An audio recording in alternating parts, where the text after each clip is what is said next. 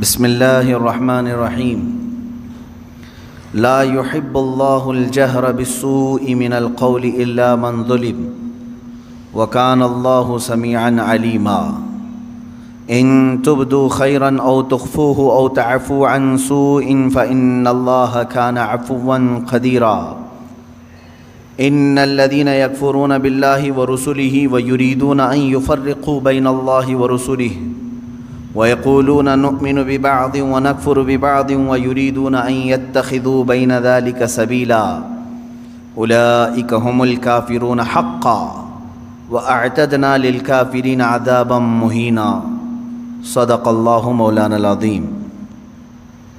اللہ پسند نہیں کرتا بری بات کا اعلان کرنا مگر مظلوم سے، اور اللہ سنتا جانتا ہے۔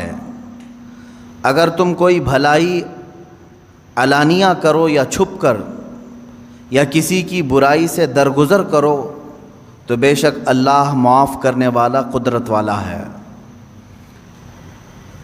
وہ لوگ جو اللہ اور اس کے رسولوں کو نہیں مانتے اور چاہتے ہیں کہ اللہ سے اس کے رسولوں کو جدا کر دیں اور کہتے ہیں کہ ہم کسی پر ایمان لائے اور کسی کے منکر ہوئے اور چاہتے ہیں کہ ایمان و کفر کے بیچ میں کوئی راہ نکال لیں، یہی ہیں ٹھیک ٹھیک کافر، اور ہم نے کافروں کے لیے ذلت کا عذاب تیار کر رکھا ہے۔ یہ آیات بینات اور ان کا ترجمہ۔ یہاں سے چھٹے پارے کی تلاوت بھی شروع ہو چکی ہے اور سورہ نساء کی 148ویں آیت جو سورہ نساء چل رہی ہے۔ اب یہاں سے جو ٹاپک ہے، جو مضمون ہے، وہ کیا ہے، آپ سماعت فرمائیں۔ سب سے پہلی چیز تو یہ ہے، اللہ پسند نہیں کرتا بری بات کا اعلان کرنا۔ کوئی بھی چیز بری ہو اور اس کو علل اعلان کوئی بندہ کہنا چاہ رہا ہے، اللہ ہرگز اس کو پسند نہیں کرتا۔ اس میں بہت ساری چیزیں آ گئیں، جیسے فحش کلامی کرنا، گندی باتیں کرنا، لوگوں سے ڈسکس کرنے کے وقت خفیہ باتوں کو جنہیں چھپانے کا شریعت نے حکم دیا ہے اس کو برسر عام کہنا، یہ وہ چیزیں ہیں جن کو اللہ رب العزت فرما رہا ہے ہرگز اللہ پسند نہیں کرتا مگر مظلوم سے۔ ہاں، اگر کسی پر ظلم کیا گیا ہے، مثال کے طور پر کسی کی عزت لوٹ لی گئی، اور اگر وہ ظالم کے خلاف مقدمہ کرنے کے لیے علل اعلان اس گناہ کا ذکر کرے کہ میرے ساتھ ایسا ایسا ہوا ہے، تو وہ گنہگار نہیں ہے۔ مظلوم ان باتوں کو علل اعلان کر سکتا ہے، لیکن کچھ لوگ فحش باتوں کو اور بری باتوں کو شوقیہ طور پر کرتے ہیں، شوق سے کرتے ہیں، ان کو اس میں مزہ آتا ہے۔ نوجوان جب چار جمع ہو جائیں تو آپس میں ڈسکس کرنے کے وقت لڑکیوں کی باتیں کریں اور اس کو یہ سمجھتے ہیں فخر کی بات ہے۔ قرآن کہہ رہا ہے سو یعنی بری بات کو علل اعلان کرنا یہ بہت بڑا گناہ ہے۔ ایک تو یہ چیز ہوئی، اور اس کے علاوہ تم سے کچھ گناہ سرزد ہو گیا، انجانے میں ہوا کہ جانے میں ہوا، لیکن تنہائی میں کیے تھے، رات کے وقت گناہ ہو گیا، لیکن اس کو آ کر کے تم نے 4 لوگوں کے سامنے بیان کیا، یہ ڈبل گناہ ہے۔ گناہ کرنا الگ مسئلہ ہے، اظہار گناہ کرنا یہ اور ڈبل مسئلہ ہے۔ اظہار گناہ گویا کہ اب مثال کے طور پر کسی سے رات کی تاریکی میں کچھ گناہ ہو گیا، کون دیکھا تھا؟ کسی کو نہیں معلوم، صرف اس کو معلوم، وہ اکیلا تھا، کر لیا۔ لیکن جب وہ مجمع میں آیا یا اپنے دوستوں میں آیا تو ٹھٹا مار مار کر کے مذاق کی شکل میں اپنے رات کے کیے ہوئے کرتوت کو بیان کرنے لگا۔ ارے کل رات تو میرے ساتھ ایسا ایسا ہو گیا، میں نے ایسا کر دیا ہے۔ اب اس نے کیا کیا جانتے ہیں آپ؟ رات کا جو گناہ تھا ہو سکتا ہے اللہ اسے ہمیشہ کے لیے چھپا دے، اللہ کریم ہے، بندے کا گناہ وہ چھپا دے گا تنہائی میں کیا ہوا، اور ہو سکتا ہے دنیا میں جب اس نے چھپا دیا ہے آخرت میں بھی اللہ اس گناہ کو نہ کھول کر کے معاف کر دے، بخش سکتا ہے۔ رب تبارک و تعالیٰ اپنے فضل و کرم سے معاف بھی کر دے گا، لیکن جب تم نے گناہ کا اظہار کیا تو گویا کہ دوسروں کو اپنے گناہ پر گواہ بنا دیا، تم نے 4-5 لوگوں کو اور بتا دیا کہ تم نے یہ کیا تھا۔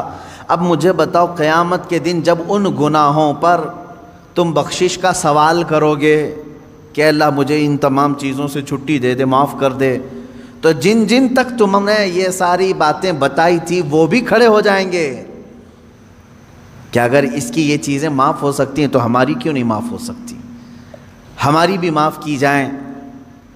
تو میرے عزیزو، گناہ ایک الگ چیز ہے، اظہار گناہ یہ اور خطرناک چیز ہے۔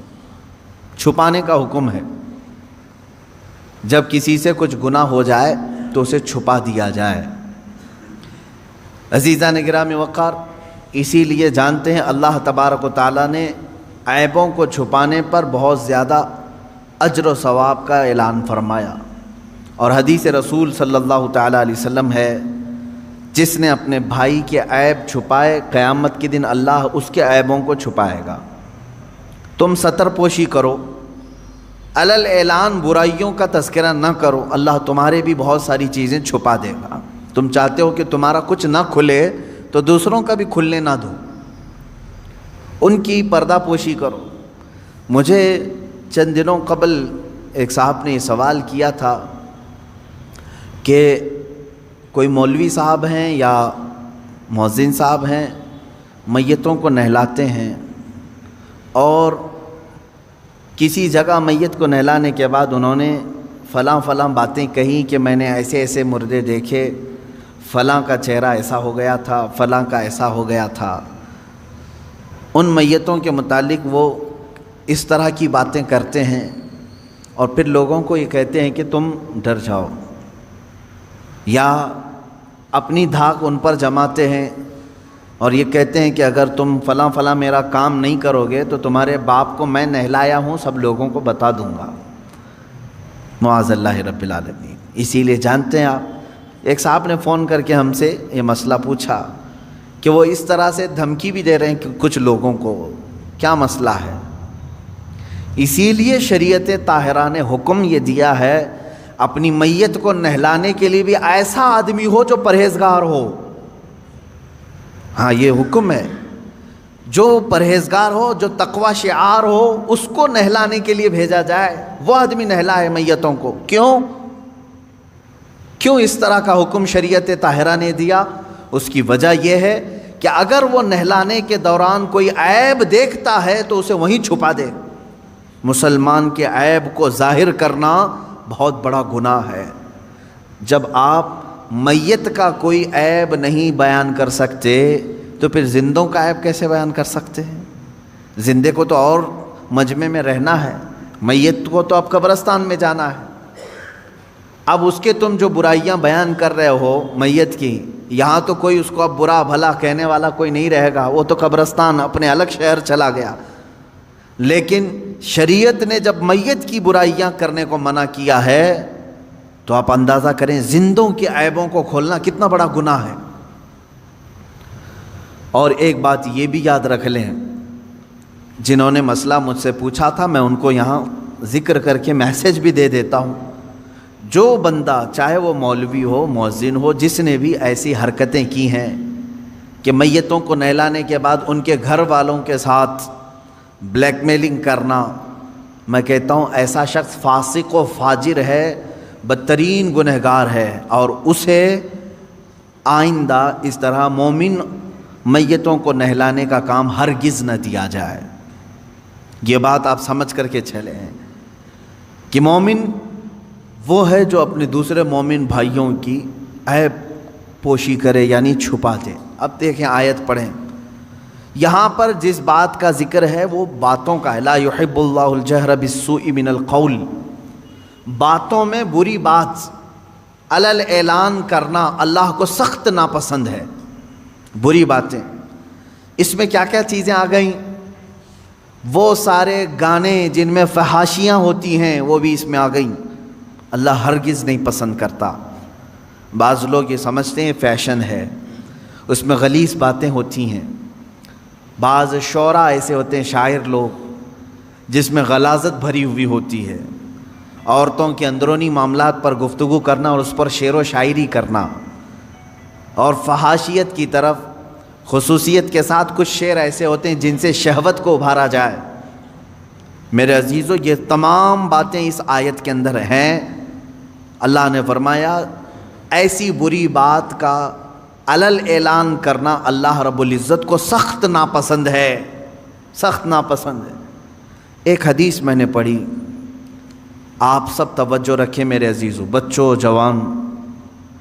فحاشی کی باتیں عام طور پر لوگ بیٹھ کر کے ڈسکس کرتے ہیں، جانتے ہیں اس کا انجام کیا ہونے والا ہے؟ تم سوچتے ہوں گے ٹھٹا مار کر کے ہنس دیے، فلاں عورت کے اندرونی معاملات پر ہم گفتگو کریں، فلاں لڑکی کی فگر کے بارے میں بات کریں، معاذ اللہ۔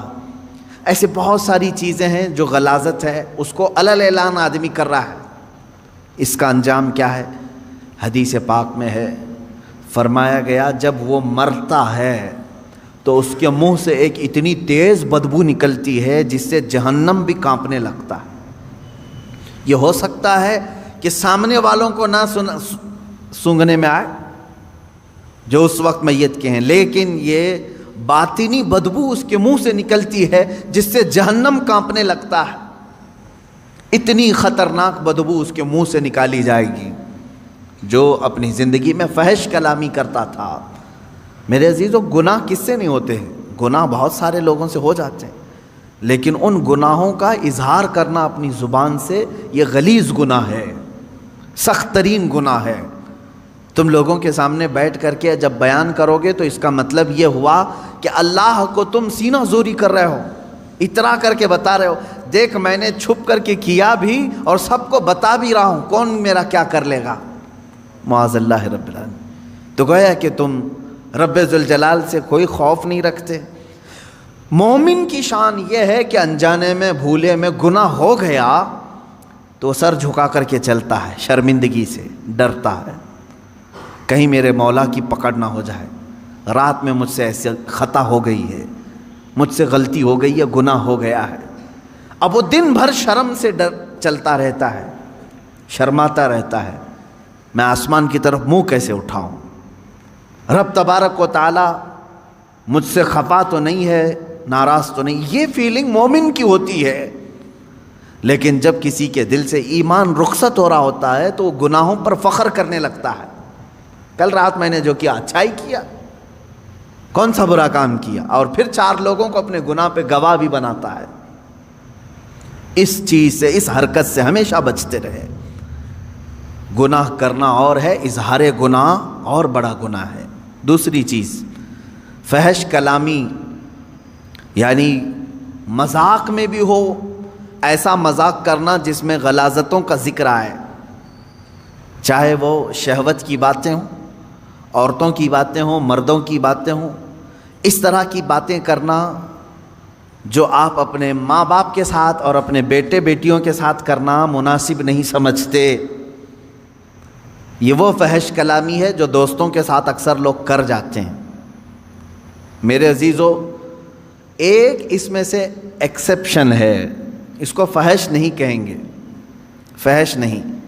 مثال کے طور پر شادی شدہ مرد اپنی بیوی سے ہم کلام ہے تنہائی میں، اور وہ آپس میں ایک دوسرے سے اپنے پرسنل معاملات میں بات کرتے ہیں، تو وہ اس آیت کے انڈر میں نہیں ہے، اس کی اجازت ہے ان کے لیے، وہ اس آیت کے انڈر میں نہیں ہے۔ مرد اپنی عورت کی تعریف کرے، اگر اس کے چہرے کی، اس کی خوبصورتی کی تعریف کرے، تو یہ اس آیت کے انڈر میں نہیں آئے گا کہ برائیوں کا اس نے علل اعلان تذکرہ کیا، نہیں۔ وہی اپنی بیوی کے ساتھ گزارے ہوئے معاملات دوسرے دن آ کر کے دوستوں کو بتاتا ہے تو یہی گناہ بن جائے گا۔ اپنی بیوی سے تذکرہ کرے گا، حلال ہے، لیکن جب دوسروں کے سامنے آ کر کے ان چیزوں کو بیان کرے گا تو یہ حرام ہے، اور وہ گناہ کر رہا ہے، بری بات کو علل اعلان کر رہا ہے، حالانکہ اس کے لیے حلال تھا، لیکن یہ ذکر اپنی بیوی کے ساتھ کر سکتا تھا۔ یہی چیز عورتیں اگر اس طرح کی حرکتوں میں مبتلا ہیں کہ چاہے تم اپنے شوہر کے ساتھ جس طرح سے بھی رہو، حلال طریقے سے اسلام نے جو اجازتیں دی ہیں تم زندگی گزارو، ان کے ساتھ رات گزارو، لیکن رات کے معاملات کو اگر عورتیں 4 عورتوں میں بیٹھ کر کے بیان کرتی ہیں تو بھی وہ اس آیت کے انڈر میں آتی ہیں۔ اللہ رب العزت نے جن کے متعلق یہاں وعید بیان کی کہ یہ فحش کلامی کرنے والے اللہ کو ناپسند ہیں، اللہ ان کی طرف نظر رحمت نہیں فرمائے گا۔ عزیزان گرامی وقار، چاہے مردوں سے یہ خرابی ہو یا عورتوں سے یہ خرابی ہو، ان دونوں چیزوں سے بچنا چاہیے۔ شرم و حیا کے پیکر بنو، ان چیزوں کا تذکرہ زبان پر لانے سے تھوڑا بچتے رہو۔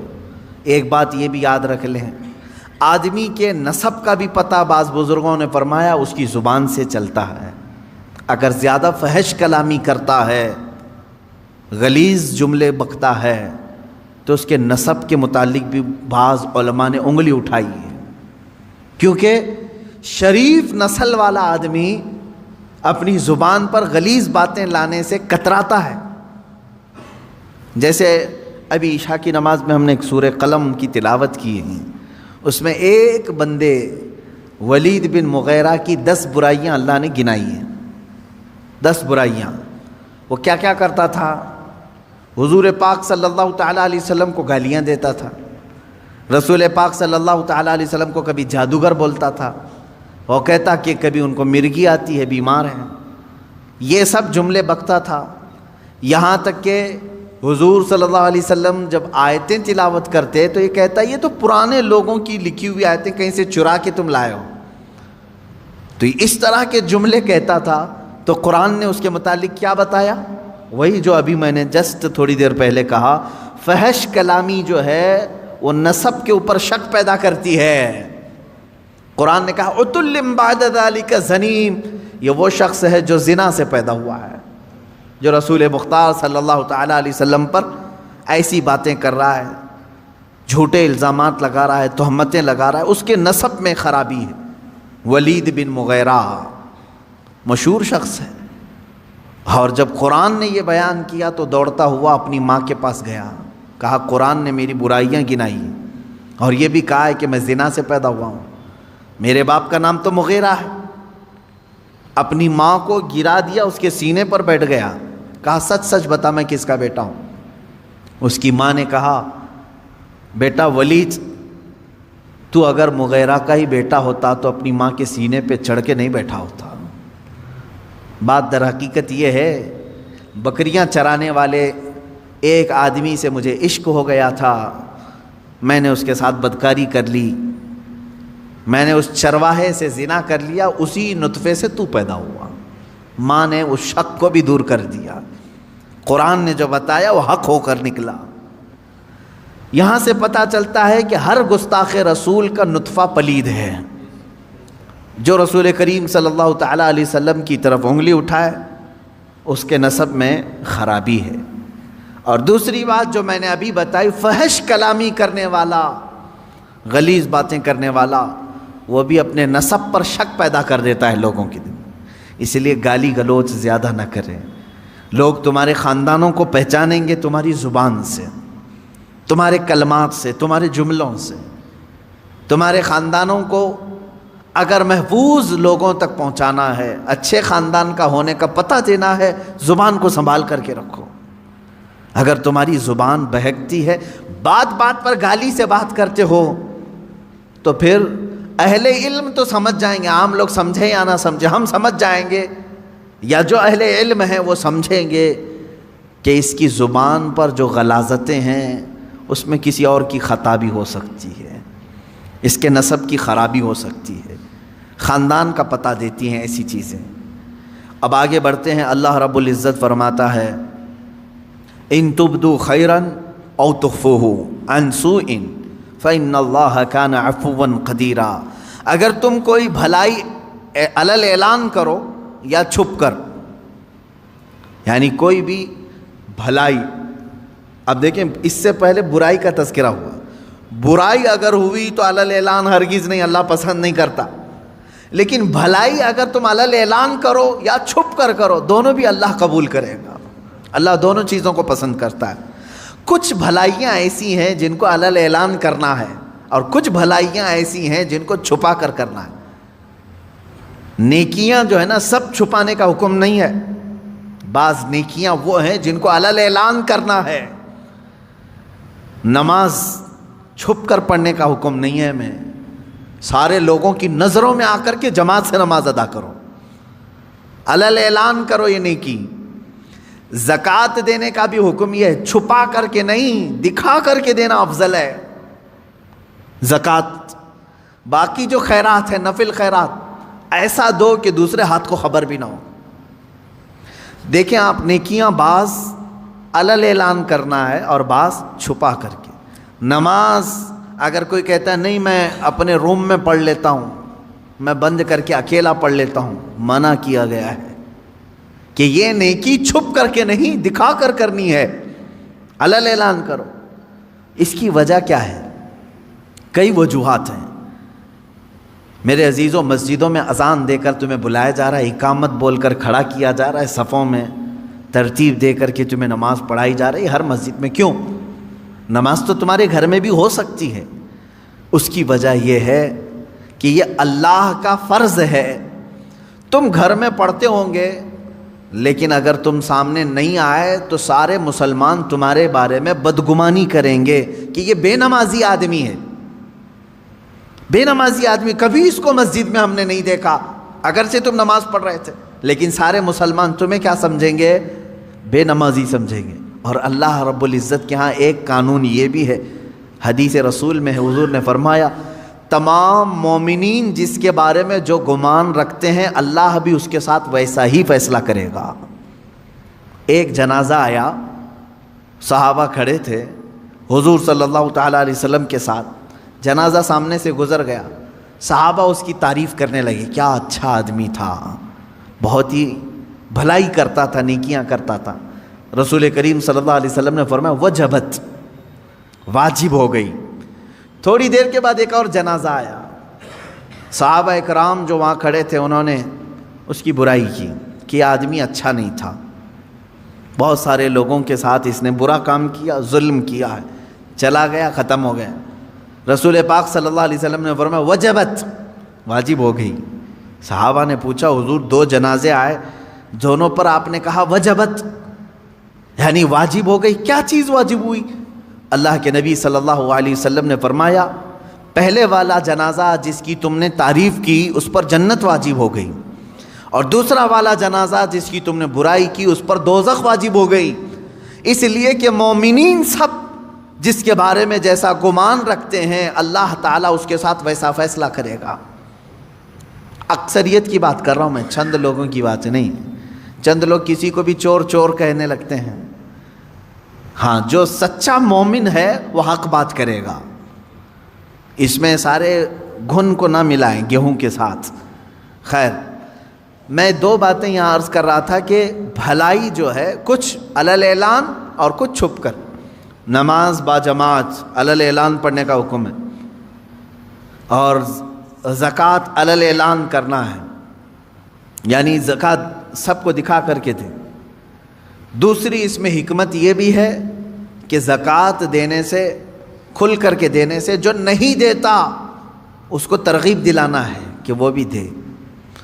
حج کے لیے جا رہے ہو تو علل اعلان جا سکتے ہیں، لیکن اس میں ریاکاری نہیں ہونی چاہیے، دکھاوا نہ ہو کہ میں لوگوں کے لیے حج کر رہا ہوں، یہ نہیں۔ نیت تو اللہ کو راضی کرنے کے لیے، لیکن سب لوگوں کی نظروں کے سامنے سے جاؤ تاکہ تمہیں مرنے کے وقت کوئی یہ نہ کہہ دے کہ مال تھا پھر بھی حج کیے بغیر چلا گیا۔ تم سب کے سامنے حاجی رہو، مومنین تمہارے بارے میں اچھا گمان رکھیں۔ یہ وہ نیکیاں ہیں جن کو علل اعلان کرنے کا حکم ہے، اور کچھ وہ ہیں جو چھپا کر کے کرو۔ مثال کے طور پر آپ کچھ نفل روزے رکھتے ہیں تو یہ ضروری نہیں کہ ہر ایک کو بولتے پھریں کہ میں ہفتے میں اتنے روزے رکھتا ہوں، مہینے میں اتنے روزے رکھتا ہوں۔ وہ تمہارے اور تمہارے رب کے درمیان راز ہے، یہ روزے چھپ کر کے کرو۔ کچھ خیرات ایسی ہیں جسے چھپا کر کے دینا افضل ہے، زکوٰۃ کی بات نہیں کر رہا ہوں، زکوٰۃ دکھا کر کے دینا افضل ہے۔ صدقہ اور خیرات جو غریبوں کی مدد کے لیے دوسرے اوقات میں آپ کرتے ہیں، اسے دکھا کر کے نہیں، چھپا کر کے دینا افضل ہے۔ وہ بھی نیکی ہے، وہ بھی نیکی، دونوں نیکیاں ہیں، لیکن بعض میں چھپانا ہے، بعض میں ظاہر کرنا ہے۔ اس طرح بہت ساری نیکیاں ایسی ہیں جو نفل ہیں، اور نفل کو دکھا کر کرنے کا حکم نہیں ہے، چھپا کر کے کریں۔ عزیزہ نگرامی وقار، یہاں سے یہ بات پتہ چلی کہ برائی کو علل اعلان کرتے ہو تو اللہ ناپسند کرتا ہے۔ برائی کو اگر علل اعلان کرتے ہو اللہ ناپسند کرتا ہے، لیکن بھلائی علل اعلان کرو یا چھپا کر کرو، دونوں اللہ کو پسند ہے، دونوں اللہ کو پسند۔ اب یہاں پر ایک اور بات مسئلہ میں بتا دوں، نماز چھوڑنا گناہ ہے کہ نہیں ہے؟ سب کو معلوم ہے حرام ہے، بلکہ کبیرہ گناہ ہے۔ نماز ترک کرنا صغیرہ گناہ نہیں، چھوٹا گناہ نہیں، کبیرہ گناہ ہے، گناہ کبیرہ۔ بڑے گناہوں میں اس کا ذکر آیا ہے، جیسے شراب پینا کبیرہ گناہ ہے، زنا کرنا گناہ کبیرہ ہے، چوری گناہ کبیرہ ہے۔ اس طرح نماز کا ترک کرنا گناہ کبیرہ ہے، چھوٹا گناہ نہیں ہے۔ یہ چھوٹ گئی آپ سے، ہم سے، کسی سے بھی چھوٹ گئی نماز، گناہ تو کیا، لیکن فقہاء کرام نے مسئلہ یہ بیان کیا ہے، مسجد میں آ کر کے اگر تم قضا نماز پڑھتے ہو تو منع ہے، منع کیا گیا ہے۔ ہاں اگر اس انداز میں پڑھتے ہو کہ کسی کو معلوم نہیں پڑتا تو کوئی حرج نہیں۔ اب وہ مسئلہ میں بہت باریکی سے بتا رہا ہوں، میرے ٹاپک سے ریلیٹڈ ہے، اس لیے عشاء کی نماز تمہاری چھوٹ گئی، عشاء کی نماز چھوٹ گئی، قضا ہو گئی، یہ گناہ ہے، اور لوگوں کے سامنے آ کر کے بتا کر کے اس کی قضا پڑھو گے تو اظہار گناہ، تم نے سب کو بتایا کہ میری نماز چھوٹی تھی۔ تو گناہ کرنا ایک الگ مسئلہ ہے، اور گناہ کا اظہار کرنا اور بڑا گناہ ہے۔ تم اگر قضا کر رہے ہو تو چھپ کر کے، ہاں اپنی نفل نمازوں کے درمیان، سنت نمازوں کے درمیان اگر قضا پڑھ رہے ہو تو کوئی حرج نہیں، پڑھ سکتے ہو۔ اب یہاں مسئلہ ایسا ہے کہ ہم سب ایک ہی حمام میں ہیں، یعنی سب کی قضا ہے، اس کی بھی، اس کی بھی، اس کی بھی، اس کی بھی، سب ایک دوسرے کو دیکھ رہے ہیں، اسی لیے مسئلہ خراب نہیں۔ بزرگان دین پہلے اس پر بہت تنبیہ کرتے تھے، اگر کوئی ایک بندہ قضا نمازیں سب کو دکھا کے پڑھ رہا ہے تو سارے لوگ اسے گرفتار کر لیتے، پکڑتے ہیں کہ تو ایک گناہ کیا اور سب کو آ کر مسجد میں بتا رہا ہے۔ تو یہ پہلے کا یعنی ان بزرگوں کا ایک تقویٰ تھا، لیکن آج بھی میں کہہ رہا ہوں مسئلہ یہ ہے، عشاء کی نماز قضا ہو گئی، قضا پڑھنے کے لیے آپ کو کرنا کیا ہے؟ 17 رکعت پوری قضا نہیں پڑھیں گے آپ، 4 فرض اور 3 وتر۔ مسئلہ تو یہی ہے نا، کل کی عشاء کی نماز اگر کسی کی چھوٹی، فار ایگزامپل اللہ نہ کرے، آج وہ قضا کرنے کے لیے کھڑا ہے تو کیا کیا نمازیں قضا کرے گا؟ 4 رکعت فرض عشاء کی اور 3 رکعت واجب، یہ 2 نمازیں قضا ہوتی ہیں عشاء میں، یعنی کل 7 رکعت۔ وتر کی نماز جب پڑھتے ہیں تو آپ کو یہ بھی معلوم ہے تیسری رکعت میں کیا کرنا رہتا ہے؟ دعائے قنوت۔ حنفی جتنے بھی ہیں پیروکار ان کو معلوم ہے، تیسری رکعت میں جب ہم کھڑے ہوتے ہیں سورہ فاتحہ اور سورہ پڑھنے کے بعد ہاتھ چھوڑ کر پھر دوبارہ تکبیر باندھتے ہیں اور دعائے قنوت پڑھتے ہیں، ہے نا؟ آج بھی عشاء کی نماز پڑھیں آپ تو پڑھے ہوں گے نا دعائے قنوت۔ 3 واجب الوتر کی جو نماز ہے اس کی آخری رکعت میں دعائے قنوت پڑھا جاتا ہے۔ لیکن جب قضا نماز پڑھ رہے ہیں آپ، کل کی عشاء کی قضا پڑھنے آئے، 4 رکعت فرض پڑھ لیا، کسی کو نہیں معلوم، قضا پڑھ لیا آپ نے سنت کی جگہ، 3 رکعت وتر پڑھ رہے تھے، حکم یہ ہے کہ دعائے قنوت کے لیے ہاتھ نہ اٹھاؤ، ورنہ دیکھنے والا سمجھ جائے گا کہ یہ ابھی کی نہیں کوئی دوسری پڑھ رہا ہے۔ ہاں عشاء میں تو ہو سکتا ہے نہ سمجھے، کیونکہ عشاء میں کرنٹ نماز بھی ایک، اسی وقت کی بھی ایک وتر ہے۔ ظہر کے وقت اگر کوئی عشاء کی قضا کر رہا تھا تو ظاہر سی بات ہے تیسری رکعت میں جب وہ کھڑا ہو کر کے ہاتھ اٹھائے گا تو جو دیکھے گا وہ سمجھ جائے گا کہ یہ وتر ظہر میں کیوں پڑھ رہا ہے، وتر ظہر میں کیوں پڑھ رہا ہے۔ تو گویا کہ تم نے سب کو اپنے گناہ کا گواہ بنایا، کل کی تمہاری کچھ چھوٹی تھی وہ آج آ کر پڑھ رہے ہو۔ گناہ کا گواہ نہ بناؤ کسی کو. اظہار گناہ یہ اور بڑا گناہ ہے. یہ مسئلہ آپ نے سمجھ لیا ہوگا. اب اندازہ کرو ایک چھوٹی ہوئی نماز کو بندہ جب ادا کرنے آ رہا ہے تب شریعت نے اتنا حکم دیا ہے کہ چھپ کر کے کرو. ان لوگوں کا کیا انجام ہوگا جو فحش کلامی علل اعلان کرتے ہیں. رات کو زنا ہو گیا ہے فلاں کے ساتھ، فلاں ہو گیا ہے، اس کو مزے لے کر کے بیان کرتے ہیں. ان کا کیا انجام ہوگا؟ میاں یہاں نماز کی قضا کے لیے بھی شریعت نے کہا ہے کہ اس طرح پڑھو کہ لوگوں کو خبر نہ ہو. اور لوگوں کی جو برائیاں بیان کرتا ہے کٹوں پہ بیٹھ کر کے، اس کا کیا انجام ہے؟ سوچو اس بات کو. قرآن کی یہ دونوں آیتیں ہمارے لیے عبرت ہیں. اللہ نے فرمایا ایک تو یہ زبان سے نکلنے والا کوئی برا کلمہ اللہ تم سے ہرگز پسند نہیں کرتا. اور جب ایسا بندہ مر جاتا ہے جو فحش کلامی کرتا ہے، اس کے منہ سے بدبو نکلتی ہے ایسی کہ جہنم بھی کانپنے لگتا ہے. یہ حدیث میں ہے. اور دوسری چیز، دو آیت میں نے پڑھی، ان تبدو خیرن او تخفو، اگر تم بھلائی کو علل اعلان کرو یا چھپ کر کرو، اللہ رب العزت اسے پسند کرتا ہے، قبول کرتا ہے. او تعفو عن سوء، ایک اور اس میں ذکر ہے. اللہ فرماتا ہے یا کسی کی برائی سے درگزر کر دو.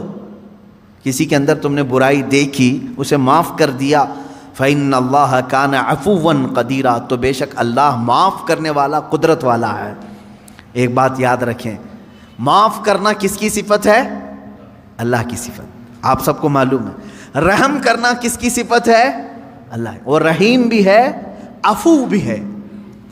یہ دو عادتیں اگر بندہ اپناتا ہے، بندے کے اندر اگر رحم آیا کسی کے دل کے، کسی کے لیے، اور کسی کو دیکھ کر کے بھی اس نے معاف کر دیا، اس پر ایک روایت ہے اللہ رب العزت فرماتا ہے اس بندے کو عذاب دینے میں مجھے حیا آتی ہے کہ رحم میری صفت ہے، عفو میری صفت ہے، میرا بندہ ہو کر یہ رحم کر رہا ہے اور عفو کر رہا ہے. تو اللہ رب العزت اسے عذاب سے بری کرتا ہے جو معاف کرنے کی اپنے اندر چھمتا رکھتا ہے یا طاقت رکھتا ہے. معاف کرنے کا جذبہ جس کے اندر ہے وہ معاف کیا جائے گا. حضور اکرم صلی اللہ علیہ وسلم کی مشہور حدیث ہے، من لا یرحم لا یرحم، جو کسی پر رحم نہیں کرتا قیامت کے دن اس پر بھی رحم نہیں ہوگا. یہ سمجھ کر کے چلو، تم پر بھی رحم نہیں کیا جائے گا. ہاں، رحم کرنا اور معاف کرنا اگر کسی کی عادت ہے، امید رکھے کہ اللہ بھی اس پر رحم کرے گا اور اسے معاف بھی کرے گا. آپ اپنے رب سے اپنے متعلق جیسی امید رکھتے ہیں ویسی بندوں کے ساتھ بھی کریں. مثال کے طور پر 100 گناہ ہو گئے میرے، 100 گناہ ہو گئے. اللہ سے تم کیا امید رکھتے ہو؟ اللہ رب العزت سے تمہاری امید یہی ہے کہ میرا مولا مجھے معاف کرے گا، ہے کہ نہیں؟ تم اپنے متعلق تو یہ امید رکھتے ہو، لیکن تمہارے ساتھ جب کسی نے ایک بھی برائی کر دی اور 9 اچھائیاں کیا ہے، 10 میں سے 9 اچھائیاں کیا، ایک برائی کیا، تم اس کو معاف کرنے کی طاقت نہیں رکھتے. یہ نہیں سوچتے کہ اس کے پاس 9 اچھائیاں تھیں میرے ساتھ، ایک برائی ہو گئی ہے، معاف کر دو اس کو.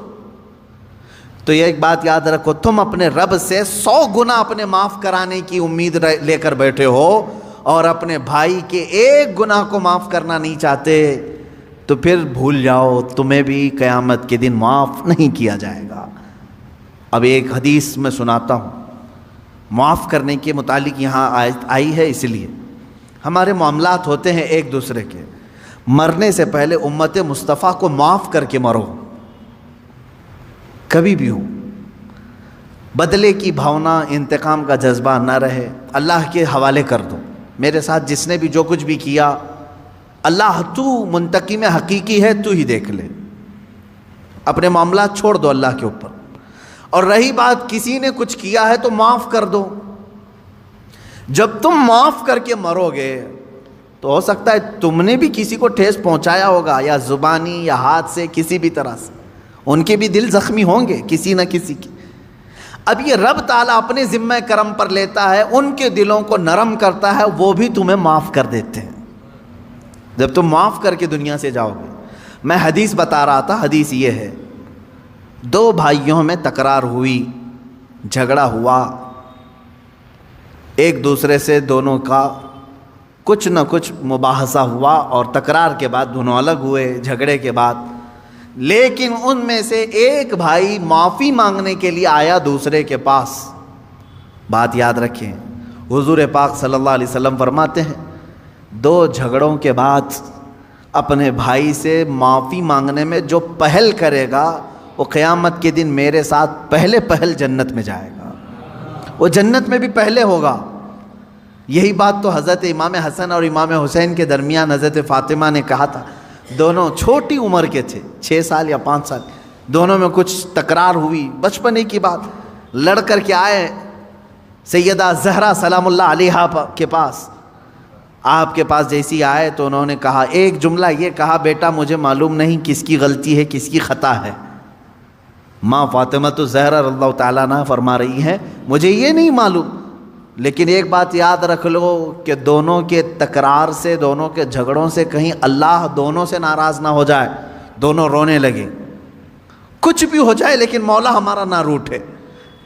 تو حضرت فاطمہ نے کہا میں نے اپنے ابا جان سے یہ حدیث سنی ہے، جو معافی مانگنے میں پہل کرتا ہے، جو معافی مانگنے میں پہل کرتا ہے وہ جنت میں بھی پہلے جائے گا. ابھی یہ جملہ مکمل نہ ہونے کو تھا، امام حسین چھوٹی عمر کے تھے، دوڑ کر کے حضرت امام حسن کے پاس گئے، کہا برادر محترم جو کچھ بھی ہوا ہماری تکرار ہمیں معاف کر دیں. اب دوسرے بھائی کا کیا مقام ہے یہ بھی حدیث پاک سے سن لیں. معاف کر دیا تو خیر ہے، تم نے معاف کر دیا، کوئی تم سے معافی مانگنے کے لیے آیا معاف کر دیا. آج بہت سارے ڈھیٹ لوگ بیٹھے ہوئے ہیں، بہن آئی ہے منانے کے لیے بھائی کو، نہیں مانتا میں، چل تو نے میرے ساتھ ایسا کیا ویسا کیا، پرانی باتیں یاد کی.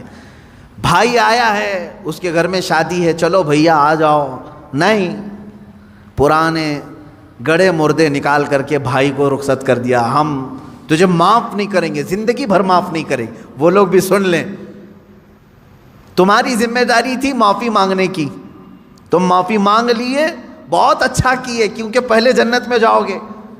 اب جس کے پاس گئے تھے معافی مانگنے کے لیے اس نے نہیں معاف کیا، میرے آقا صلی اللہ علیہ وسلم کی حدیث ہے، حضور فرماتے ہیں کل قیامت کے دن وہ میری شفاعت کے قریب بھی نہ آئے.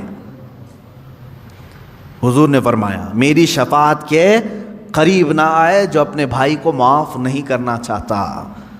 تم سے اگر تمہارا بھائی منانے کے لیے آ گیا، تمہاری بہن آ گئی، تمہارا پڑوسی آ گیا، تمہارا رشتہ دار آ گیا، تو پہلی بات تو یہ سوچ لو کہ وہ بازی مار لے گیا. معافی تو تمہیں بھی مانگنا چاہیے تھا، پہل میں کیوں نہ کروں، لیکن وہ بازی مار لے گیا، جنت میں پہلے جائے گا. اب اگر تم نے معاف کر دیا تو خیر ہے، نہیں معاف کرا تو کل قیامت کے دن شفاعت رسول سے بھی محروم ہو جاؤ گے. اب رسول اگر شفاعت نہ کریں کس کے پاس جاؤ گے؟ وہاں تو آدم علیہ السلام سے لے کر عیسیٰ علیہ السلام تک ہر کوئی کہہ رہے ہیں اذهبوا الی غیری، جاؤ میرے علاوہ کسی اور کے پاس جاؤ. کس کے پاس جاؤ گے؟ اگر نبی بھی منع کر دیں جاؤ تمہاری شفاعت میرے پاس نہیں. اللہ کے نبی صلی اللہ علیہ وسلم فرماتے ہیں جو اپنے بھائی کو معاف نہیں کرتا کل وہ میری شفاعت کے قریب نہ آئے. عزیزان گرامی وقار، اللہ رب العزت یہ فرما رہا ہے اگر چھپا کر کے درگزر کر دیا، اگر تم نے اپنے بھائی کو معاف کر دیا فَإِنَّ اللَّهَ كَانَ عَفُوًّا قَدِيرًا، تو سمجھ لو کہ بے شک اللہ بھی معاف کرنے والا، قدرت رکھنے والا ہے. یہاں قدیر کا لفظ آیا ہے، عفو کا مطلب ہوا معاف کرنے والا، قدیر کا مطلب ہوا قدرت رکھنے والا. دونوں کی میچنگ کیا ہے؟ معاف کرنے والا ہے، قدرت رکھنے والا ہے. معاف کرنے والا ہے، قدرت رکھنے والا ہے. میرے عزیزو، قدیر کے لفظ کا اس میں جو کمبینیشن ہے وہ جو ہمیں یہاں نظر آتا ہے وہ یہ ہے کہ مولا تبارک و تعالیٰ تمہارے گناہ سمندر کے برابر بھی ہوں تو قدرت رکھتا ہے کہ وہ معاف کر دے. یہ قدرت ہے اس کی کہ وہ قدیر ہے. یہاں تک کہ ایک شخص آیا حضور اکرم صلی اللہ علیہ وسلم کی بارگاہ میں، اس نے کہا اے رسول پاک میرے گناہ بہت زیادہ ہو گئے، بہت زیادہ ہو گئے، کیا میری معافی ہو سکتی ہے؟ اللہ کے حضور میرے آقا صلی اللہ علیہ وسلم نے عرض کیا کہ مولا کیا اس بندے کی معافی ہو سکتی؟ رب تبارک و تعالیٰ نے جبرائیل امین کے ذریعے بھیجا اور ارشاد فرمایا اے رسول پاک صلی اللہ علیہ وسلم آپ اس بندے سے پوچھیں کیا اس کے گناہ سمندر کے برابر ہیں؟ حضور صلی اللہ علیہ وسلم نے اس سے پوچھا کہ اللہ تعالیٰ نے یہ سوال کیا ہے تجھ سے؟ اس نے کہا نہیں، اس سے بھی زیادہ ہیں، اس سے بھی زیادہ ہیں۔ رب تبارک و تعالیٰ نے پھر فرمایا اے حبیب اس سے پوچھیں پوری دنیا کے درختوں کے پتوں کے برابر ہیں اس کے گناہ؟ حضور نے جب یہ پوچھا تو اس نے کہا اس سے بھی زیادہ ہیں، اس سے بھی زیادہ ہیں۔ رب تبارک و تعالیٰ نے فرمایا اے رسول اس سے پوچھ لیں زمین و آسمان کے بیچ میں جتنا خلا ہے کیا اتنے گناہ ہیں اس کے؟ حضور صلی اللہ علیہ وسلم نے اس سے سوال کیا رب تعالیٰ تجھ سے یہ پوچھ رہا ہے، تو بندہ کہتا ہے شاید اس سے بھی زیادہ ہوں گے، میرے گناہ شاید اس سے بھی زیادہ ہوں گے۔ اب رب تبارک و تعالیٰ فرماتا ہے اے رسول اس سے فرما دے چاہے جتنے بھی گناہ ہوں گے میری رحمت سے تو زیادہ نہیں، میری رحمت سے بھی زیادہ ہے۔ اب رسول کریم صلی اللہ علیہ وسلم نے اس بندے سے پوچھا رب تعالیٰ اب تجھ سے یہ پوچھ رہا ہے، تو نے کہا تیرے گناہ سمندر سے زیادہ، پتوں سے زیادہ، زمین و آسمان کی خلا سے زیادہ، کیا تیرے گناہ رب کی رحمت سے بھی زیادہ ہیں؟ وہ رونے لگ گیا، کہا اے اللہ کے رسول اللہ رب العزت کی رحمت بے کراں ہے، بے حساب ہے، میرے گناہ اس کی رحمت کو کہاں لگیں گے؟ تب رب تعالیٰ نے فرمایا اے رسول اس سے فرما دیں تیرا رب قدیر ہے، قدرت رکھتا ہے، یہ بڑے گناہوں کو بھی معاف فرما سکتا ہے۔ تو وہ قدیر کا معنی ہے گناہ بخشے جا سکتے ہیں، لیکن ایک بات یاد رکھیں ایمان پہ موت ہو شرط ہے، ایمان پہ اگر موت ہو تو اللہ عفو و قدیر ہے۔ آگے کی جو آیت ہے وہ ٹاپک سے تھوڑی ہٹ کر کے ہے، یہاں سے دوسری باتیں چل رہی ہیں۔ اللہ رب العزت نے فرمایا بے شک وہ لوگ جنہوں نے اللہ اور اس کے رسول کو نہیں مانا یا کفر کرتے ہیں، نہیں مانتے اور یہ چاہتے ہیں کہ اللہ اور اس کے رسول کے درمیان جدائی پیدا کریں، اور کہتے ہیں کہ بعض پر ایمان لاتے ہیں بعض کو انکار کرتے ہیں، اور چاہتے ہیں کہ ایمان و کفر کے بیچ میں کوئی راستہ نکال لیں۔ اللہ فرماتا اولئک هم الکافرون حقا، یہ ٹھیک یہی اصل کافر ہے۔ آیت کا لب لباب میں بتا دوں، خلاصہ اللہ تعالیٰ نے یہاں پر 3 لوگوں کی مذمت فرمائی، اس میں سے ایک آدمی کی میں بات کر رہا ہوں۔ ایک ایمان ہے لا الہ الا اللہ، اللہ کے سوا کوئی معبود نہیں، میرے عزیزو یہ دن ہے۔ ایک طرف کفر ہے، کروڑوں خدا ہے، یہ بھی خدا، یہ بھی خدا، یہ بھی خدا، یہ رات ہے۔ مجھے بتاؤ یہ 2 اپوزٹ چیزیں مل سکتی ہیں؟ ایک کہہ رہا ہے کوئی خدا نہیں سوائے اللہ کے، ایک کہہ رہا ہے ہر ایک خدا ہے، اپوزٹ چیزیں ہو گئی۔ ایمان اور کفر مل سکتے ہیں، دونوں کا ملاپ ہو سکتا ہے، لیکن کچھ لوگ چاہتے ہیں کہ ان کے بیچ میں ایک راستہ نکال لیں، انہی کے بارے میں قرآن کہتا ہے۔ اللہ تعالیٰ فرماتا یریدون ان یتخذوا بین ذلک سبیلا، کچھ لوگ ایسے ہیں جو چاہتے ہیں ان کے اور ان کے بیچ میں ایک راستہ نکال لیں۔ یہ لوگ کون ہیں؟ وہ بعض اسلام کو بھی ایکسیپٹ کرنا چاہتے ہیں اور بعض کفر کو بھی قبول کرنا چاہتے ہیں، یہ بھی تھوڑے اچھے ہیں، یہ بھی تھوڑے اچھے ہیں، ان کی یہ چیزیں ہم نہیں لیں گے، ان کی یہ چیزیں ہم نہیں لیں گے، دونوں کو ملا کر کے تم مکسچر ایک راستہ بنانا چاہتے ہو۔ یہ کون لوگ ہیں مولا؟ رب تعالیٰ فرماتا اولئک هم الکافرون حقا، حقیقت میں تو بڑے کافر یہ ہیں جو باؤنڈری کو پاٹ رہے ہیں، بیچ کی باؤنڈری کو ہٹا رہے ہیں، یہ حقیقت میں بڑے کافر ہیں۔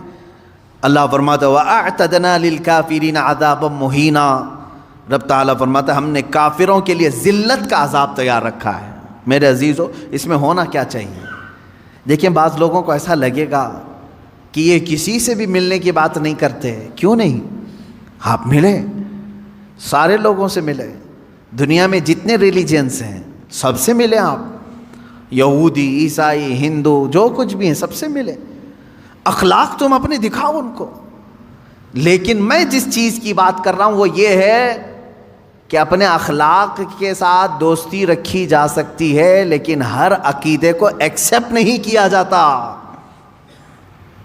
ہر ایک چیز کو ہم اپنے رنگ کو ایسا نہ بدلیں جس کو محاورے میں کہا گیا کوا چلا ہنس کی چال اپنی چال بھول گیا. کوا جو ہے وہ سوچتا ہے ہنس کی طرح میں بھی چل کر کے دیکھوں.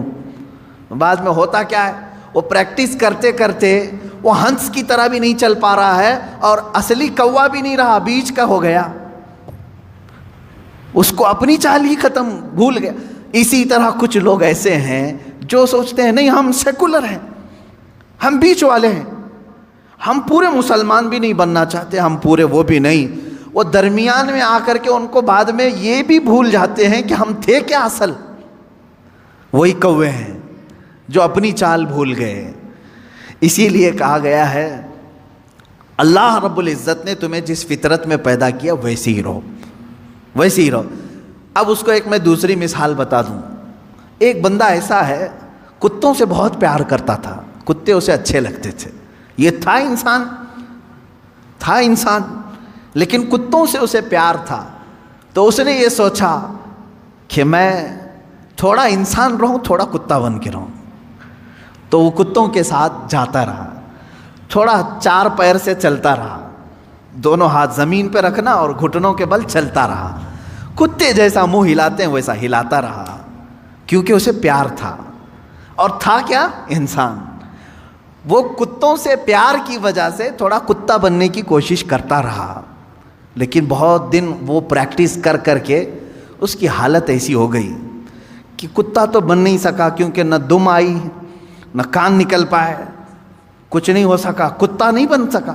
لیکن اب سیدھا چلنے کی کوشش کر رہا ہے تو وہ بھی نہیں آ رہا ہے. یہ بھی تذکرہ ہے, بزرگوں کی کتابوں میں موجود ہے. اب وہ سیدھا چلنے کی کوشش کر رہا ہے انسانوں کی طرح, وہ بھی نہیں ہو پا رہا ہے اس سے, کیونکہ بہت دن پریکٹس کیا کتا بننے کی. تو کیا ہوا, نہ انسان بن کر کے رہا نہ کتا بن کر کے. یہ کون سی تیسری مخلوق بن گئی, ایک الگ ہی بن گیا. یہی قرآن کہتا ہے کہ کچھ لوگ یہ چاہتے ہیں کہ بیچ کا راستہ نکالیں. میاں کاہے کا بیچ کا راستہ, کیا اسلام میں کوئی چیز کمی رہ گئی تمہیں؟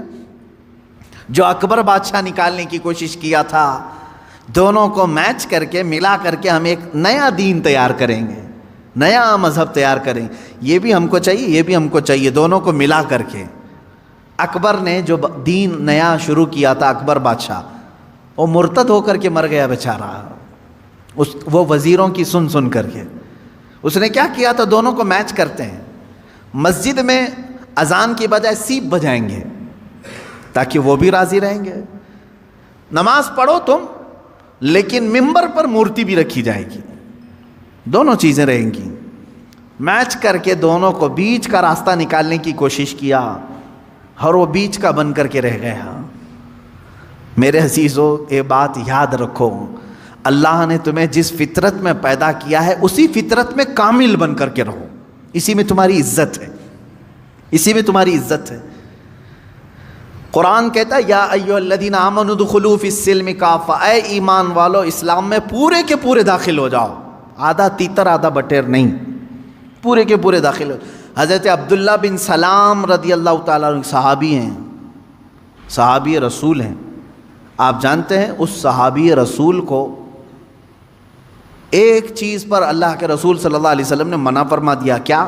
پہلے یہودی تھے, وہ بڑے یہودی عالم تھے, تورات کے عالم تھے. یہودی مذہب میں سنیچر کے دن شکار کرنا حرام ہے, گوشت کھانا حرام ہے سنیچر کے دن. دوسری چیز, اونٹ کا گوشت ان کے لیے حلال نہیں, حرام ہے شریعت موسوی میں. یہودی اونٹ کا گوشت نہیں کھاتے, حرام ہے ان کے لیے. اب حضرت عبداللہ بن سلام جب اسلام لائے تو تورات کے پرانے حافظ تھے, عالم تھے, اب قرآن کے بھی بڑے عالم بن گئے.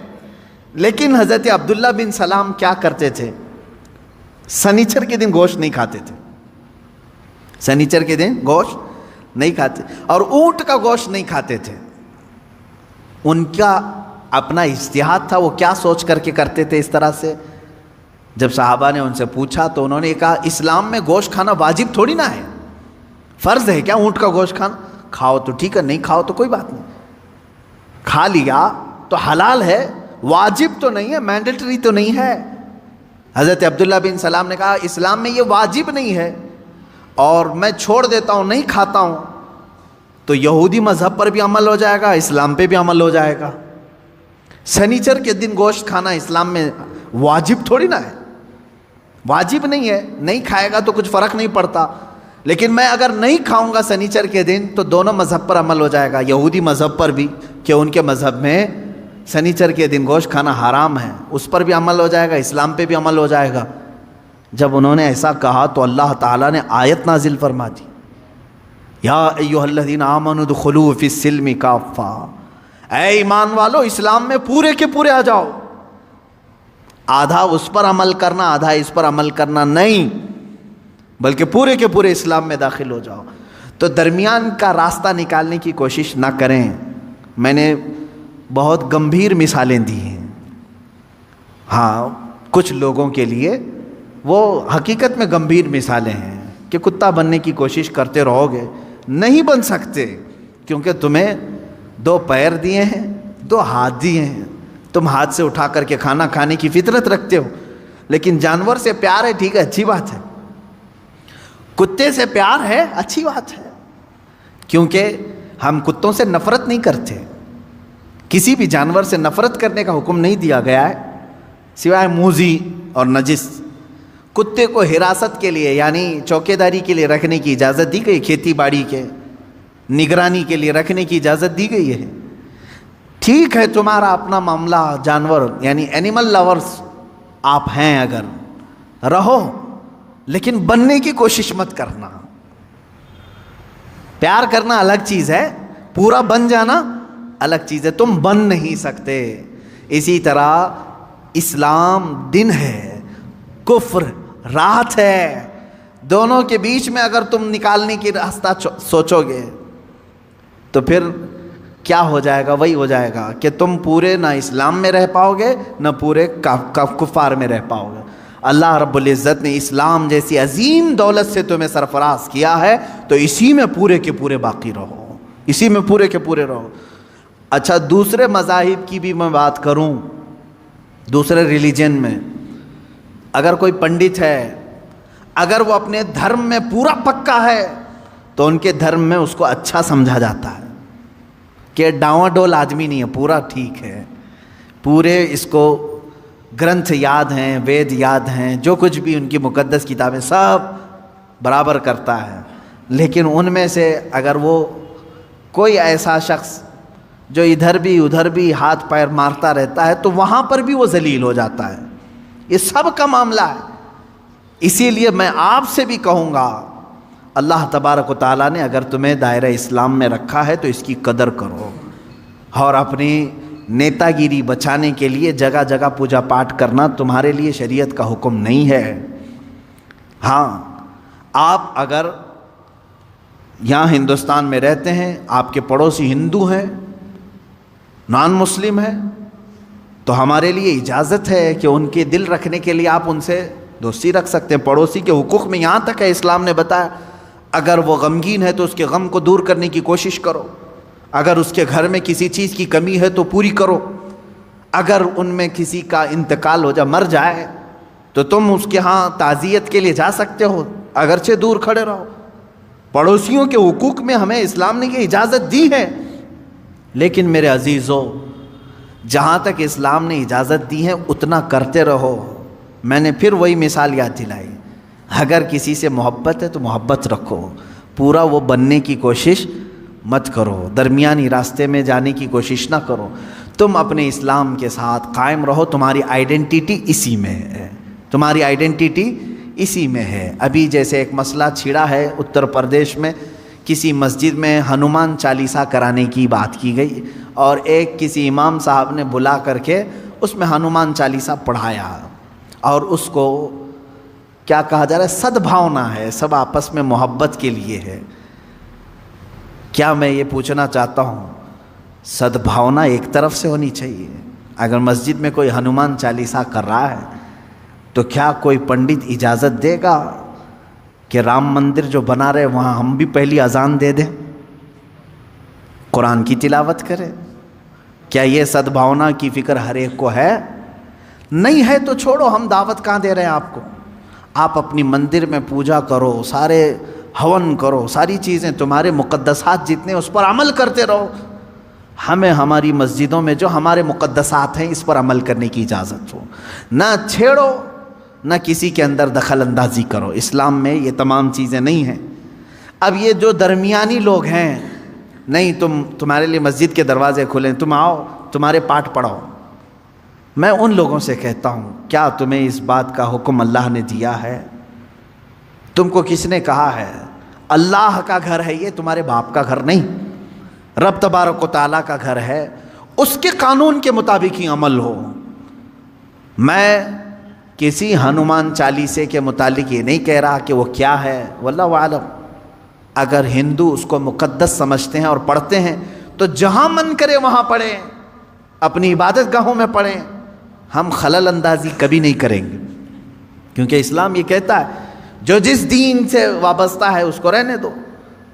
قرآن پاک میں لا اکراہ فی الدین، دین میں کوئی زبردستی نہیں، زبردستی ہم پکڑ کے لائیں گے بھی نہیں آپ کو، آپ کی اپنی مرضی۔ یہ ہر انسان کی اپنی مرضی سے وہ اپنا دین اور اپنا مذہب اختیار کرتا ہے۔ لیکن میں یہاں یہ کہنا چاہتا ہوں کہ جو لوگ اس طرح کی حرکتیں کرتے ہیں وہ تیسرے آدمی بن جاتے ہیں۔ بیچ کے آدمی نہ بنو، اچھے لوگ نہیں ہوتے بیچ کے، یعنی بعض جگہ بیچ میں ہونا اچھا ہے، بعض جگہ بیچ میں ہونا بہت برا سمجھا جاتا ہے۔ اس طرح سے اسلام میں ہو تو پورے اسلام میں رہو، اگر کوئی عیسائی ہے تو وہ اپنی پوری عیسائیت کو فالو کرے، ہمیں اس سے کوئی اعتراض نہیں۔ کوئی ہندو ہے تو اپنے ہندوازم کو پورا فالو کرے، ہمیں اس سے کوئی اعتراض نہیں، تمہاری اپنی مرضی ہے۔ لیکن جو لوگ اس طرح کی حرکتیں کرتے ہیں وہ کہیں کے نہیں رہ جاتے۔ قرآن نے یہی کہا، یہی ٹھیک کافر ہیں، یہی لوگ کافر ہیں۔ اللہ رب العزت ایسے درمیانی لوگوں سے ہماری حفاظت فرما ہے۔ اللہ تعالی ہمارے دلوں میں قوت ایمان کو راسخ کر دے کہ ہم ایمان پر ہی جمے رہیں اور ایمان پر ہی ہماری موت آئے۔ اللہ تعالیٰ نے ہمیں جس مذہب مقدس پر زندگی دیا ہے، اے کریم خدا اسی مذہب مقدس پر ہماری آخری سانس عطا فرما۔ وآخر دعوانا الحمد للہ رب العالمین۔